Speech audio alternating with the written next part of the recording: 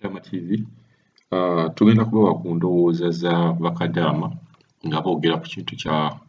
endowooza zaabwe ku contract ng'eggulo bwe twabadde nabaddewo ne program y'omusomo oba program yabadde ekwatagana ku contract. Kiki kye tusuubira contract byalibadde? Ne bakadaama nabo balina endowooza zaabwe ku contract zino. Balina endowooza zaabwe ku kiki gavumenti kye yalitandiseko kati okubeera ng'erowoozaako. Balina okunyolwa kw'amaanyi okubeera nga ebintu bwe babisayininga emyaka nga abantu oba abakadaama batandika okubeera nga bajja ebweru era bwe bikyali ne babeera nga tebakyusaamu wabula ng'ate nabo balina ebintu bye bakyusa mu constitution ya Uganda. Bo bagamba nti buli kintu kyonna kiyina okukyuka, buli kintu kyonna ne bwe gabeera mata bw'ogaleka awo ne bw'ogalekawo ennaku 3 oba 4 oba ne bw'oteekamu omunnyo ogasanga gafuuse bbongo. Kati endowooza zaffe zigamba nti contract zino zaakolebwa naye ate twalisaanye ne tuziddamu ne tutunuulira biki ebirina okukyusa. Wabula olwaleero sijja kwogera ku contract kuba nayogedde olwange lwabadde lwa ggulo. Kati genda kuwa endowooza z'abakadaama abamu engeri nabo ekintu kino engeri gye bakirabamu. Halo nnyabo, oli Kadaama TV?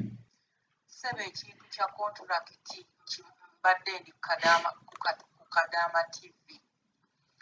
Ekintu kya contract ekyo kyoyogeddeko kituufu nnyo emirundi 10. Nze nali ndowooza waakiri ne bwe tuba nga tusayinize waakiri omwaka nga gumu omuntu akutulugunya atya agamba omwaka gugenda kudduka ogenda muviira naye ate ekyemyezi 3 kikola nnyo kubanga abeera awo ng'agamba emyezi 3 kasita namuyisa obubi agenda okiraba ekintu ekyo ate ng'okufuna omulala era kasita oyisa nga singa babateekako n'etteeka bw'oyisa omukozi obubi toddamu kufuna mukozi ne bw'oba olina ssente so toddamu kufuna mukozi obanga bamuseera nnyo okusinga guzikwono gw'abadde akoze eki afunye. Bannange tubonaabona nnyo gavumenti yaffe etutaase etuyambe etulwanirire. Ensi endala zirwanirira abantu baaza Abafiripino abantu baba balwanirira, Abasri Lanka babalwanirira, Aba Indonesia babalwanirira, naye Uganda kiki ekituuseewo bannange? Kuba tuyita mu mbeera enzibu ennyo ate naddala abaana abali mu mayumba. Bw'oba oli mu nnyumba ofunye obuzibu ne mukamaawo tomanyi na woofiisi gye wava, okiraba ekintu ekyo taata, wabula nga mukamaawo yennyini y'alina ate okuzza ku woofiisi wabula ate yakutulugunya. Njagala ombuulire anaakutwala atya ku woofiisi? Era kyova olaba nga batwala abaana ne babatuuka ne babasuula eyo mu ddungu kubanga aba tayagala mutuusa ku woofiisi amanyi agenda kumutuusaayo amulipootinga nti abadde akola bw'ati ne bw'ati ne bw'ati. Baali badde nga batuteerawo enkola endala nti bw'ofuna obuzibu oddukira wano, naye ddala kiraba omuntu mukama we yennyini yakutulugunya kyokka ate gw'olina okugamba ntwala ku woofiisi. Enguudo zeno zonna zifaanagana. Kati nze gyendi waliwo 400 kilometers okutuuka e Jidda. Bagamba bajja teekawo n'ennyonyi kubanga wala bwe tuba tukedde ku makya tutuuka eno kiro. Ndi mu kyalo, ndi mu mbeera enzibu, ŋŋenda kukola ntya okutuuka ejja era ani agenda okunnyamba okutuuka e Jidda? Era ono antulugunya yennyini mukama wange ate gwe nina okugamba. Kati ate naye abeera akaluubirizibwa tayagala kutwala alabanga kwegamba gwe atalina magezi. Bannange mutuyambe, gavumenti ya Uganda eveeyo etutaase etuyambe, naye tuli bubi, tuli mu mbeera enzibu ennyo. Gavumenti weeyaayu ebintu byonna ebirala mubikole naye mutuyambe. Ssente zaffe zennyini zetusindika zikoze kinene nnyo e Uganda. Mukwate ku ezo zetusindika zennyini mututaase. Ba MPs abamu bavaayo ne baagala okuyamba ne mubalemesa. Bannange gavumenti yaffe mutuyambe naye tufa. Banga kankubuulire ssebo, embeera gye tuyitamu eno singa twali tusayininga contract nga ya mwaka gumu ate nga ne contract bazituwa ne tujja nazo kyalibadde kitutaasa kubanga omwaka gudduka aba agulaba nga gudduka aba atya okutulugunya naye n'osayininga emyaka 2 akutulugunya amanyi tolina gy'olaga okiwulira agamba anaalaga yalina okutwala yalina okuwerekera buli wamu tofuluma ife tuyita mu mbeera enzibu ennyo n'obeera mu nnyumba n'obulwa n'ekizigo kye weesiiga n'obeera awo ng'oli dormant ebyo byonna twali bigumidde naye gavumenti yaffe yalibadde etuyamba kati ku ssaawa eno esembayo eya covid nebanga naffe etuvaako bano abantu batutulugunya nze owange yaŋŋamba mwe wammwe muli banaku abasembayo ensi yammwe ennaku nnyo kyova olaba mulina baalayisi naye nga lwaki tuba abaalayisi uganda ng'eri part of africa bannange gavumenti mugoberere ekintu nti for God and my country muleme kugoberera for God and my family mutuyambe mututaase tusobole okuba nga naffe tuwona embeera embi tugenda okubalaajanira tuba tuyita mu mbeera embi ennyo naye ne tuguma nze nkubiriza bakadama bannange bonna gye bali mukama katonda atusaasire tusobole okubeera nga tumalako kubanga nze nayingira mu nnyumba eno tofuluma bw'olwala bakuwaka panado tofuluma toyina gy'olaga nze ne neighbor ninaanye simumanyi ayinza okuba waliwo n'omunauganda munnange naye nga simumanyi naye nga lwaki batuyisa mu mbeera eyo kubanga abantu baffe bennyini be baleeta embeera eyo gye batuyisaamu amakampuni gaffe gennyini ge tuyitamu ge galeeta embeera eyo gye tubeeramu omuntu bw'aba azza omwana najja n'akuwaabira ng'owa kampuni timunnaye mukama wange ampisa bw'ati mukama w'omwana oyo gwe mugambe ng'oli mukambwe naye bw'odda eno ogamba omwana naye naawe bw'oba olina empisa embi weetereezeemu naye tebakikola agenda nga mukama we n'amugamba ebigambo bingi mukama we ogenda okulaba ajja akutulugunya nga talina nakye yeeguya namu be batuleetera okututta abo bamakampuni ne gavumenti yaffe tatufaako yebadde nteesa ye ku kintu kya contract tusaba gavumenti ekyuseemu ku kintu kya contract zino zebakola contract zirina okubeera nga zikendeera mu bbanga ne zirema kubeera za myaka 2 katufuneyo omuteeso omulala ku kintu kya contract hello oli ku Kadama TV nyabo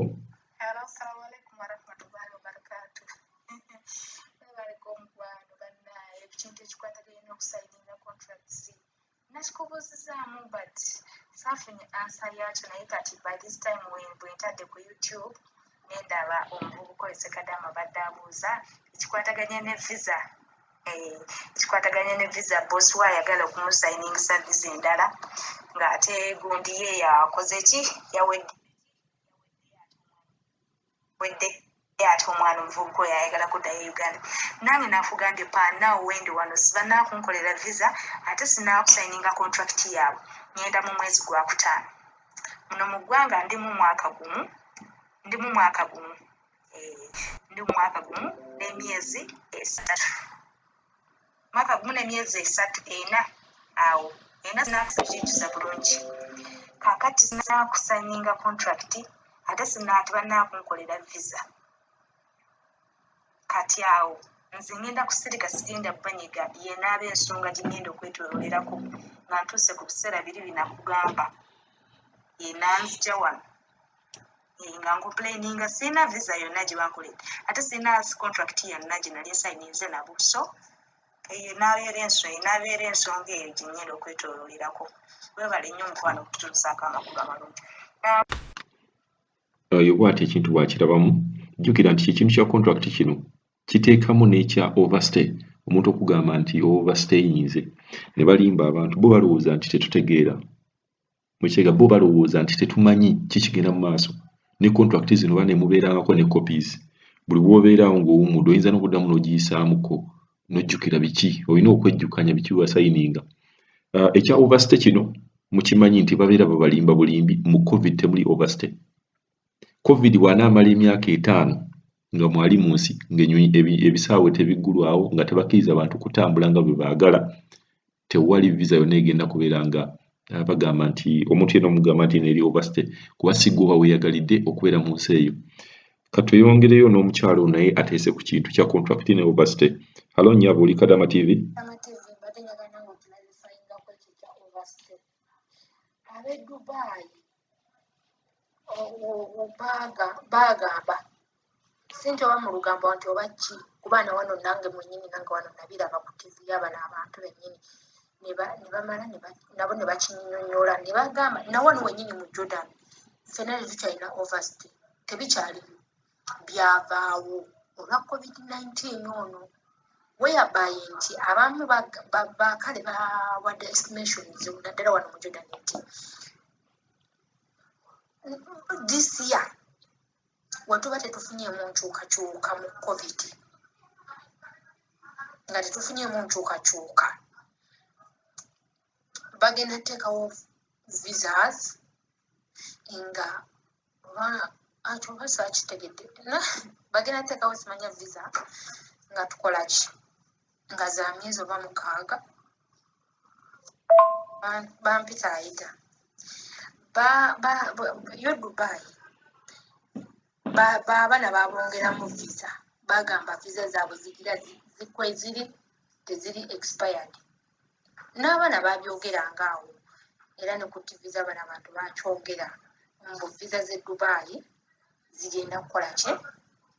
kusigalwa nga zitambula eyo gy'obadde nayo gy'ogenda osigala ng'okozesa paka lw'onova mu nsi yaabwe kyekimu na wano mu Jordan visa gy'oyinamu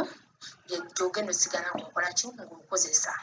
kati abaana bano be basayiningisa empapula sekiwande wali ababawa ne visa fayini bayinza okusayiningisa n'ate mu katabo ko ne batakukooneramu visa mu katabo ko ne batakukooneramu visa naye ng'okoze ki ng'osayininze nabo nti osayininze nabo contract ate endala naye ate nga tebakukoneddemu visa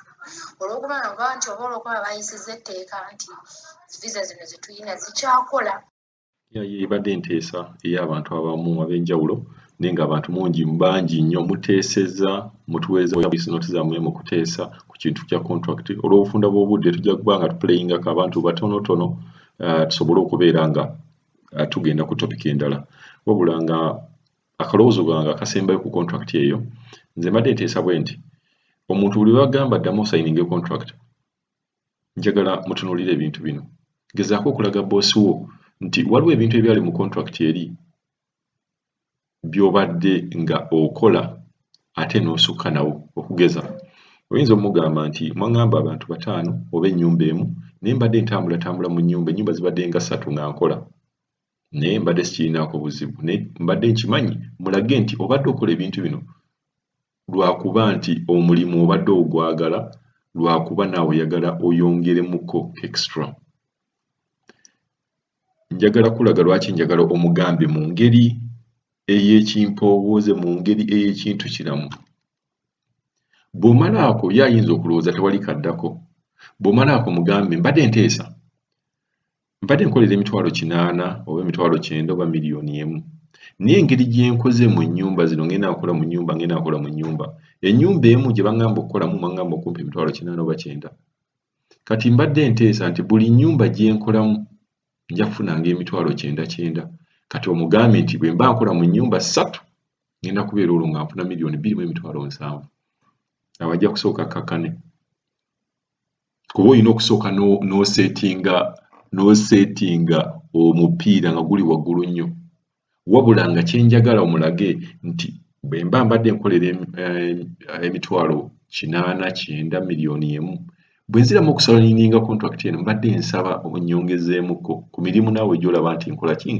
kuba tewali muntu asobola kugamba ddamu osayininga contract nga takusiimye